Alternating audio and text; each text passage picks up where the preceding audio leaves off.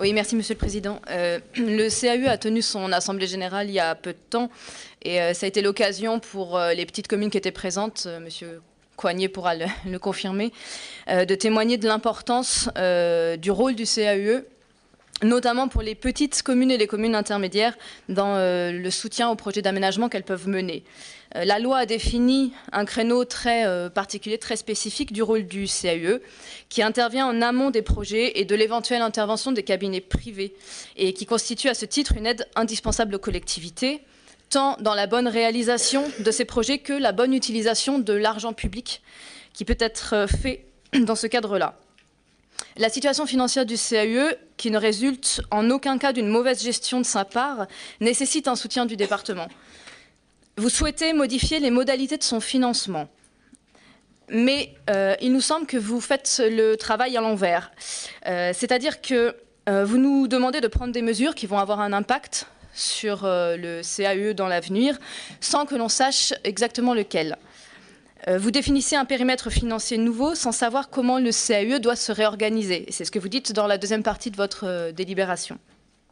Nous n'avons aucun moyen à ce jour, ni vous, d'évaluer l'impact de la mesure que vous souhaitez mettre en place, tout simplement parce que le travail de fond n'a pas encore été mené, comme vous l'avez, M. Coignet, expliqué. Quelle mission obligatoire et facultative pour les CAE? Quel est le périmètre de la loi? Quelles sont les modalités de révision du montant forfaitaire annuel que vous proposez? Quelles seraient les autres pistes de recettes possibles? Mettre en place un modèle de financement avec un objectif d'économie sans pouvoir en évaluer les conséquences, ça risque de fragiliser le CAE en l'absence de diagnostic clair. En tout cas, nous, on n'en a pas eu.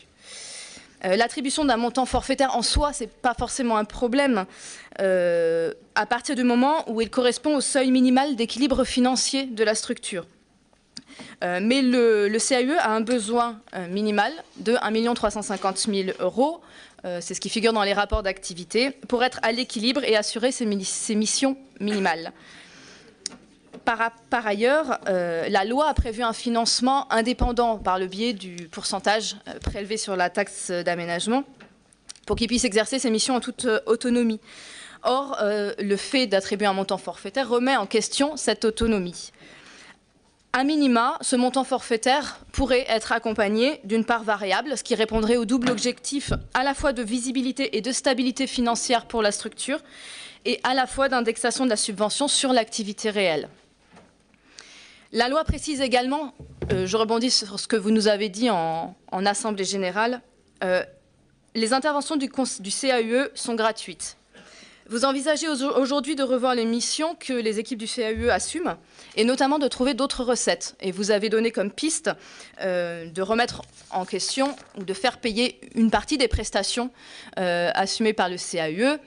Par exemple, pour les communes au-dessus de 1000 habitants, ça pourrait rester gratuit pour les petites. Au-delà de la question de la légalité, qui se pose inévitablement quand on pose cette question, c'est aussi celle de la défense du service public assuré par le CAE et des conditions dans lesquelles il peut l'assumer dans de bonnes conditions.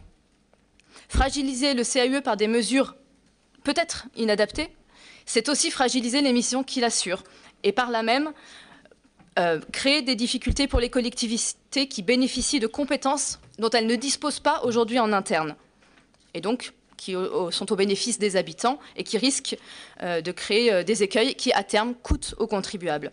L'équilibre de l'activité du CAE est sans doute délicat à trouver. C'est pourquoi nous vous demandons de repousser d'1 an votre décision de modifier le changement de financement du CAE, le temps que les réflexions que vous comptez mener aient abouti et que nous ayons eu le temps de nous interroger sur le fonctionnement du CAE, de ses missions et des moyens de pérenniser son action.